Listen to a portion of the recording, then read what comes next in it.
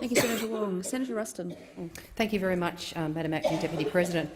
Can I firstly make it very, very clear to this chamber that the federal government, and that includes every one of my colleagues in this place and the other place from South Australia, take the allegations that were made on the Four Corners program about corruption and the management of the water resources in the Murray-Darling catchment very, very seriously.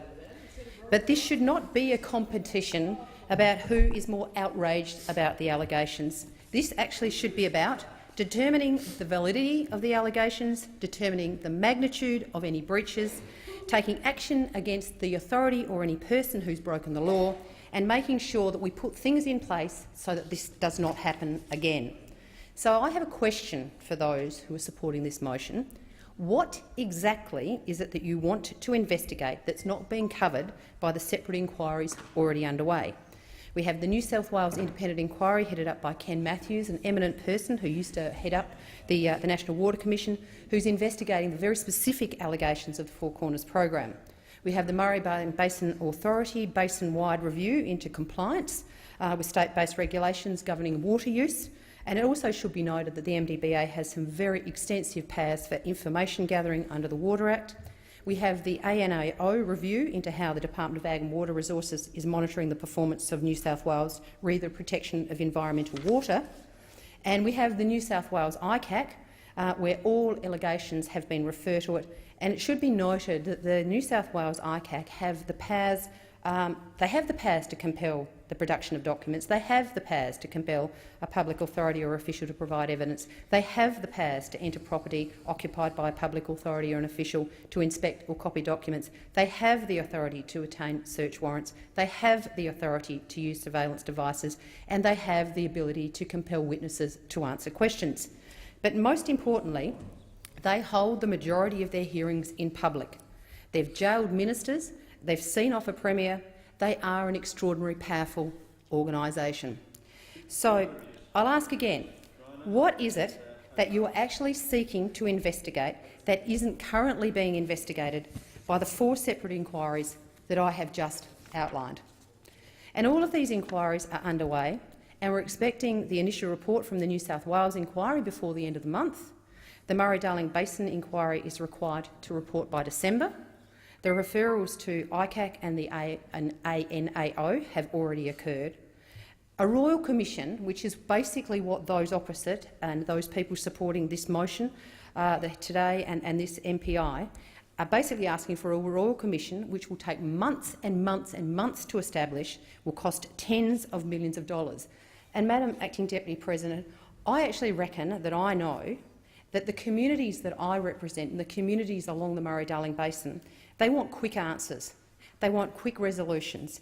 And I seriously believe that they do not want us to be playing politics with this particular issue. However, I must say I was particularly pleased that following these allocations, the South Australian Labor government has apparently rediscovered its desire for openness and transparency. And I'll quote a South Australian government minister: "The Commonwealth Government needs to step in to ensure public confidence in an open, transparent and full investigation." I assume this means that the South Australian Government will ensure public confidence by allowing open, transparent and full investigations into many other issues, such as the abuse allegations at the Oakton Aged Care Facility, the land sale at Gilman, or the ongoing scandals involving Families SA or child protection. The SA Government can't credibly call for openness and transparency in New South Wales when it denies the very same openness and transparency in its own state. Only last month, Madam Acting Deputy President, the South Australian Government actually voted down a bill to allow the South Australian ICAC to hold public hearings into the Oakton facility. When questioned why he didn't support the transparency in this particular water inquiry, but he was quite happy to vote down transparency when it came to the inquiry into the Oakton facility, the Premier actually responded, "It's just a separate matter that has different considerations." He then went on to accuse the New South Wales ICAC of unfairly staining reputations because it holds its hearings in public. I haven't heard those opposite calling for the South Australian Government to guarantee transparency in any of its actions. You know, you guys, you can't just be convenient, you have to be consistent if you're going to have any credibility in this space. But most importantly, we need to get on with the job of delivering the plan. Nobody's interests are going to be served by the stalling of the plan, or worse still, blowing it up.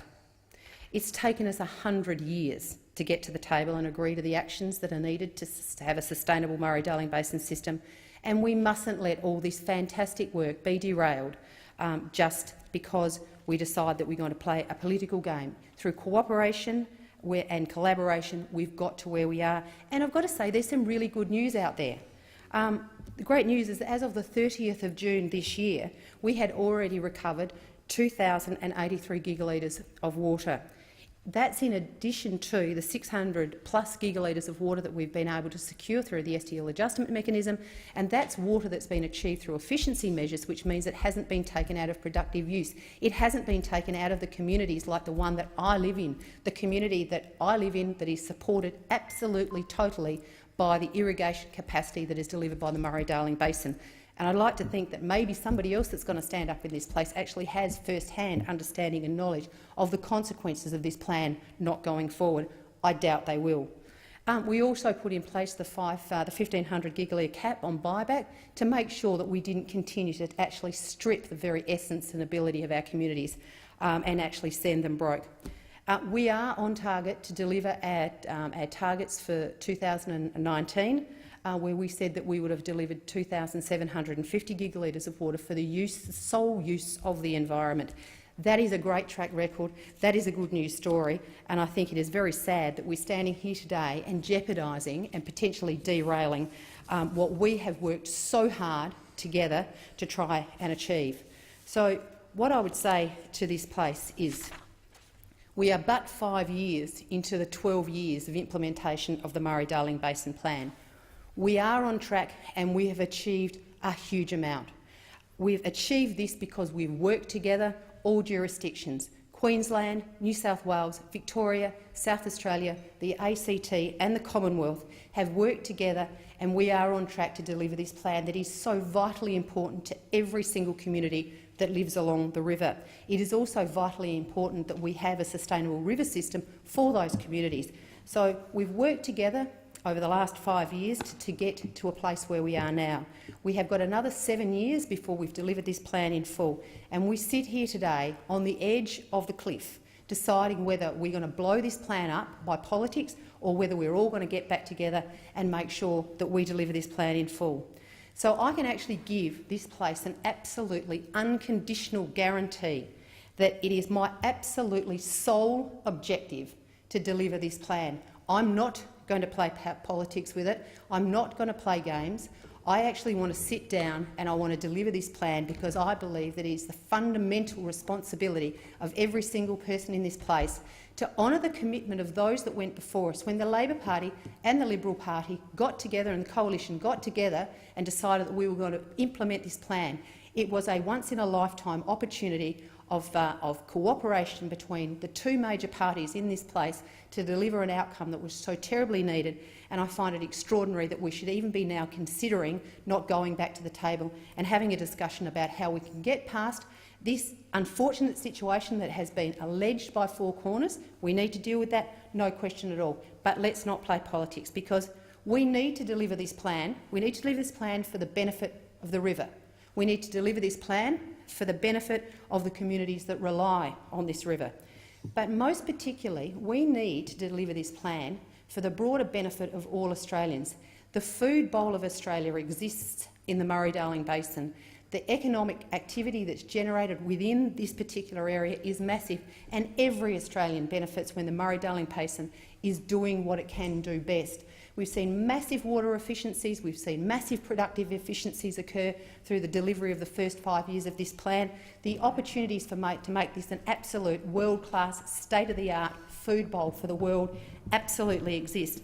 And what I would like to do, and what I would like to think, is that everybody in this place will stand with me, and let's get back to the table and come up with an agreement so that we can put these allegations behind us, deal with it, and we can get on with delivering the Murray-Darling Basin Plan in full, on time, on budget, for the benefit of every single Australian. Thank you, Senator.